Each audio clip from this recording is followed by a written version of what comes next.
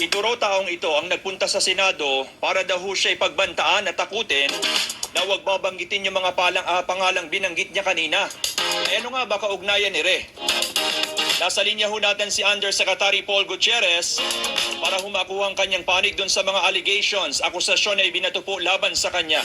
Yusek, magandang evening po sa inyo. Si Johnson po ito sa Teleradyo Serbisyo. Kumusta ho kayo? Yes, magandang gabi at ito okay naman tayo at salamat po sa invitasyon. Opo, siguro una, reaction po muna ninyo doon sa pagbanggit ng pangalan ninyo ni Jimmy Guban sa pagdinig ng Quad Committee kanina. Wala, yan pong lahat ng pinagsasabi ni Jimmy Guban, yan po ay malinaw po na lahat po yan ay kasinungalingan. Yeah. At unang-una po dyan, itong mga personalidad na binanggit niya, ay hindi ko po mga personal na kilala yan. Kahit minsan po, hindi ko po nakausap yung mga yan. Wala po akong alam kung paano sila makokontak. No? Ito pong mga pamilya Duterte, wala po akong kilala sa mga yan ng personal. Ito pong si Mr. Mal Scarpio, hindi ko pa rin po nakaharap yan. Mr. Michael Yang, hindi ko pa rin po nakaharap yan. O, hindi ko rin po alam ko ng sinungaling yan sa personal na bagay. No? At pangalawa po, ito pong si Mr. Jimmy Guban. Ako po kasi ay Senate and Customs reporter ng People's Journal. Siya po ay hindi ko rin po, bagaman po gano'n ang bit ko, hindi ko po yan personal na nakilala o nakausap at hindi ko po minsan man lang na-interview man lang yung isang yan. Opo, isa ho dun sa mga allegations na binanggit ng Jimmy Guban kanina ay di umano, pinuntahan nyo raw siya, di ba, nung siya'y nakakustodiya ng Senado para sabihin na huwag babanggitin yung pangalan ng mga Duterte.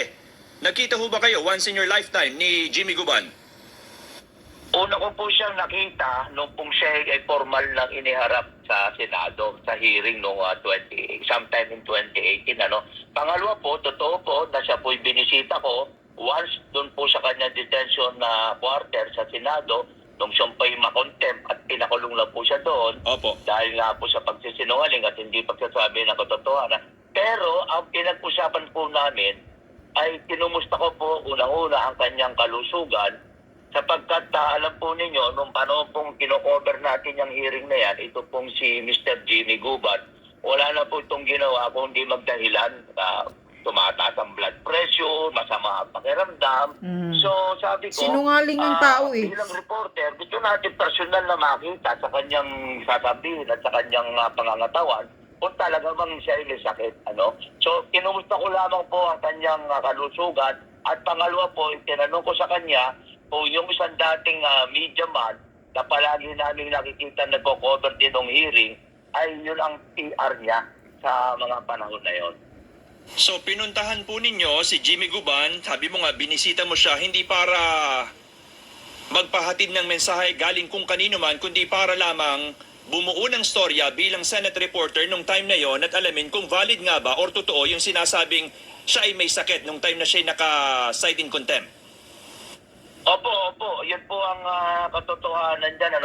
At pangalawa po, sino po ba itong hamak na reporter ng isang dyaryo para po magbanta po sa kanya on behalf ng mga tao na hindi po naman po kilala at hindi rin po nila ako kilala. Siguro po magkakaroon kayo ng pagkakataon na matanong itong mga pangalan na binanggit niya, itong sinda Michael Yang, ito pong sinda Attorney Hans Carpio, ito pong sinda Congressman Pulong Duterte, kung kilala po nila ako. Never once po na nagkita-kita po kami ng mga ito, nagkausap.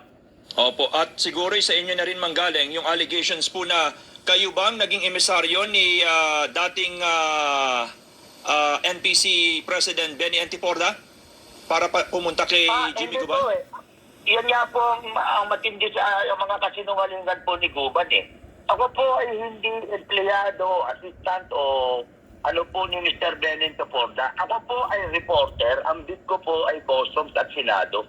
Kaya po ako'y palaging nandoon noong mga panahon na yon para po mag-cover ng hearing.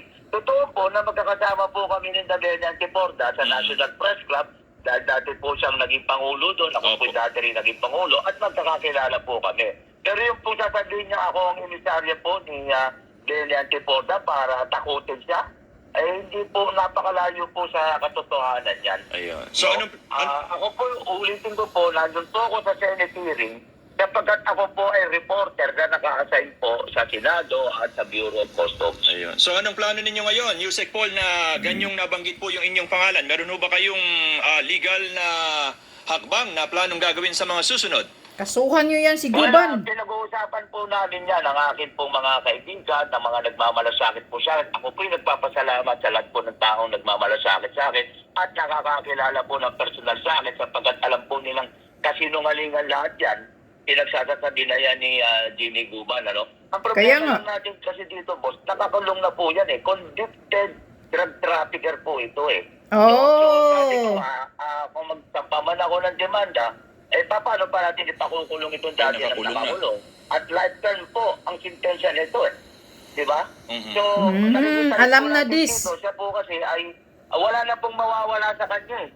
Di ba? Alam na Dapat this. matanggalan na po siya ng kalayaan eh. At Oo. ngayon nga po, nagdadamay po siya ng kung sino-sino. Siguro, akala po niya dahil sa kanyang ginagawang patuloy na pagsisinungaling at pambabastos po sa ating mga congressman Mhm. sa ginagawa niyong hayagang pagsisinungaling dito sa ginanap na hearing kanina, baka po inakala niya makakabawas po ito sa kanyang sintensya, Oo. ay hindi po mangyayari yun. Ay sabi nyo nga, Kaya po, bagaman nga po sinasabihan ako mag-file po ng legal na mga kaso, pinag-iisipan po natin yan. Although sabi ko nga, paano pa natin pakukulong itong isang sinungaling Alam na this. matagal nang nakakulong. Opo. Ay Yusek, sabi nyo nga wala Alam naman na ang mawawala. this.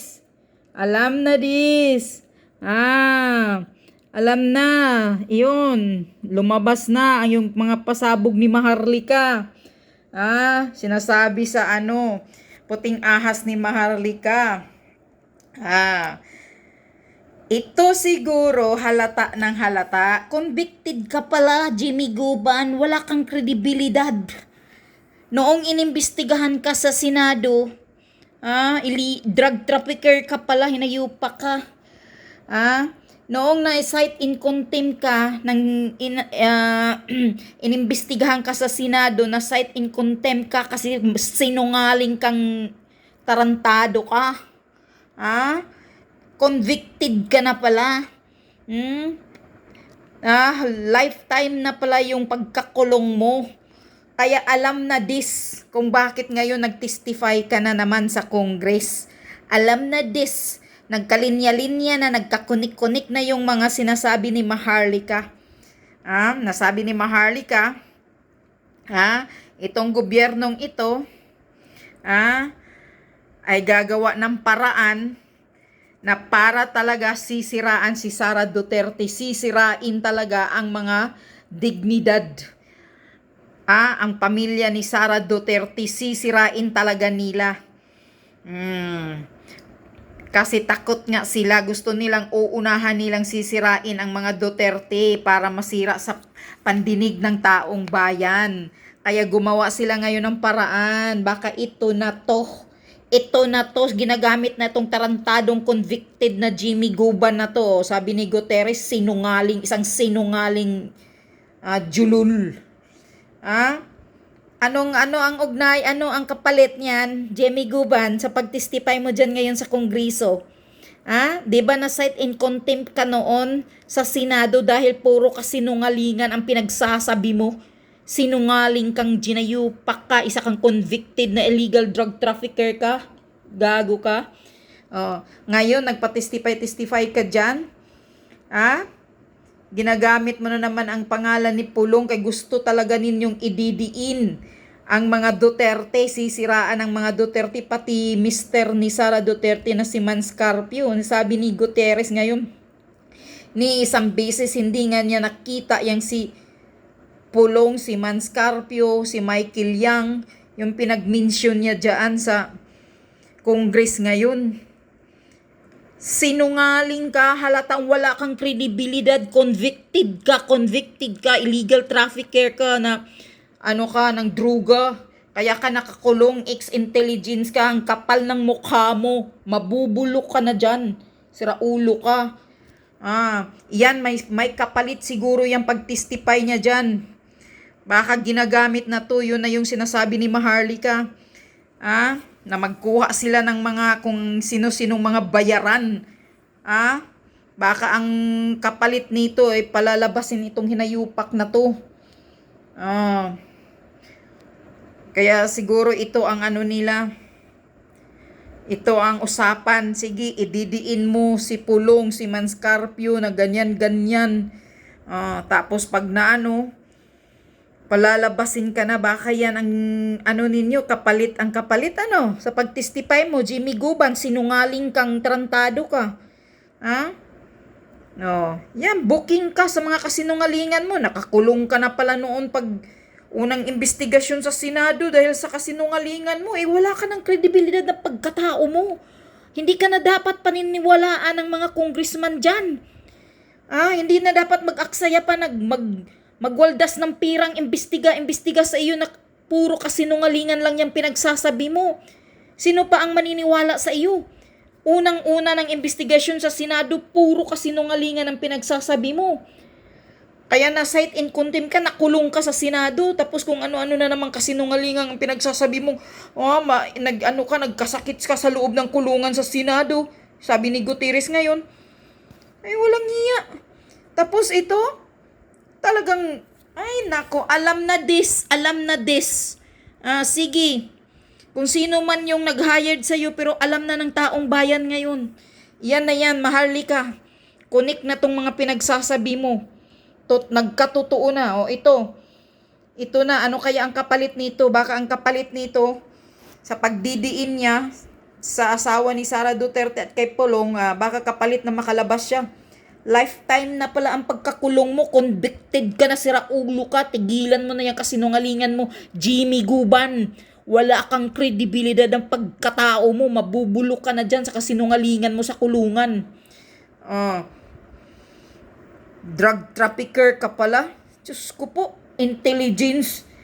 Yan. Intelligence sa druga ka pala. Kapal ng mukha mo. Pinalalamon mo pala yung pamilya mo sa katarantaduhan mo sa druga. Yan na yan. Halatang halata. Alam na des. Laro na naman yan ng gobyerno. Yan ang pinagsasabi ni Maharlika. Laro na naman yan. Talagang gumawa talaga sila ng mga paraan. Ayan, mag-hired pa kayo ng mga nakakulong, yung mga inmates. Sige, palalabasin nyo pa at patistify nyo pa sa Kongreso para sisiraan nyo lang ang mga Duterte. Talagang gusto talaga ninyo, todo talaga kayong nagwaldas ng pera. Kung ano man ang ugnayan o ano man ang kapalit ng pagtestify ng siraulo na to, sige, dagdagan nyo pa, ipalabas nyo pa yung lahat mga nakakulong. Yung mga high profile, ipatestify nyo pa na ganito, si Sara Duterte, ganito ang si Pulong. Talagang, Diyos ko po, grabe talaga ka hinayupak na demonyo itong gobyernong to. Huy, Jimmy Guban, wala ka ng kredibilidad. Magpakamatay ka na lang sa loob ng kulungan. Kasi lifetime na pala yung pagkakulong mo. Illegal trafficker ka pala drug trafficker ka pala. Tapos ngayon, sinong nagpa-hire sa iyo na palabas ng testify sa iyo dyan? Sino? Alam na this. Sino na naman? Sinong gobyerno? Sino na naman? Sinong nag-hired sa iyo niyan na para ipatestify ka dyan? Wag nyo na ngang gaguhin ang taong bayan. Alam na ng taong bayan lahat ang manipuladong kagagawang kademunyuhan ng gobyernong ito. Alam na ng lahat, lalo na ikaw, Romualdez. Alam na ng taong bayan lahat ang mga laro mo. Kaya wag ka nang mag-ambisyon. Ambisyon kang tatakbo ka sa 2028 ng pagka-presidente. Sisiguraduhin naming malulubog ka. Zero both ka. Walang bubuto sa'yo. Nayupa ka. Akala mo, mananalo ka pagka-presidente? Tigilan mo na si Sara Duterte at ang mga Duterte sa paninira, Romualdez. Tigilan mo na. Dahil mas lalo mong pinapagalit ang taong bayan. Alam na ng lahat ng taong bayan kung anong mga ginagawa mo sa likod. Langhiya ka.